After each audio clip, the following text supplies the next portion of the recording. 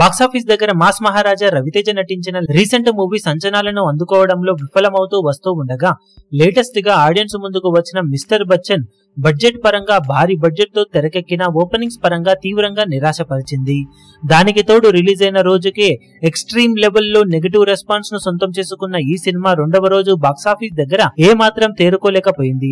తర్వాత మూడవ రోజు కూడా సినిమా పరిస్థితి మరింతగా నిరాశపరిచే విధంగా ఉండగా సోషల్ మీడియాలో సినిమా మీద విపరీతమైన ట్రోల్స్ పడ్డాయి. డైరెక్టర్ హరీష్ శంకర్ సినిమాను తనను ట్రోల్ చేసిన వాళ్ళందరినీ బ్లాక్ చేస్తూ పోతూ ఉన్నాడు. మరోపక్క సినిమా టాక్ అంతటా స్ప్రెడ్ అవ్వడంతో ఏం చేయాలో తెలియని స్థితిలో రెండవ రోజే సినిమాలో హైలైట్ అవుతాయనుకున్న సీన్స్ జనాలను ఏమాత్రం ఆకట్టుకోలేకపోయాయి. వాటిలో హిందీ సాంగ్స్ అలాగే కొన్ని ఇతర సీన్స్ కూడా ఉండగా వాటన్నింటినీ డిలీట్ చేసేసి ఆల్మోస్ట్ 13 నిమిషాల రన్ టైమ్ ను తగ్గించామని, ఎడిటింగ్ లో కూడా కొన్ని మార్పులు చేశామంటూ రెండవ రోజే పోస్టర్ ను రిలీజ్ చేసి అప్డేట్ చేశారు. రవితేజ నటించిన సినిమాలలో ఏడాది గ్యాప్ లో ఈ సినిమా రెండవసారి ట్రిమ్ అయిన సినిమానని చెప్పవచ్చు.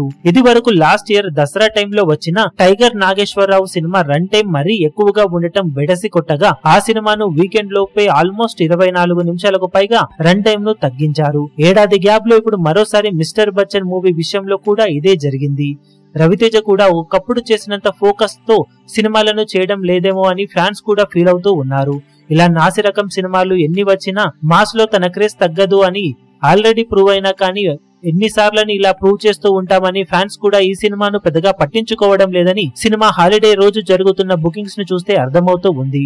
దాంతో రెండవ రోజే ట్రిమ్ అయినా కూడా మిస్టర్ బచ్చన్ బాక్సాఫీస్ దగ్గర తేరుకోవడానికి అవకాశం చాలా తక్కువగానే కనిపిస్తూ ఉంది. కానీ ఎంతో కొంత తేరుకొని నష్టాలను తగ్గించుకునే ప్రయత్నం చేస్తుందేమోనని మేకర్స్ ఆశిస్తున్నారు. కానీ అలాంటి అవకాశం అయితే కనిపించడం లేదు ప్రస్తుతానికి.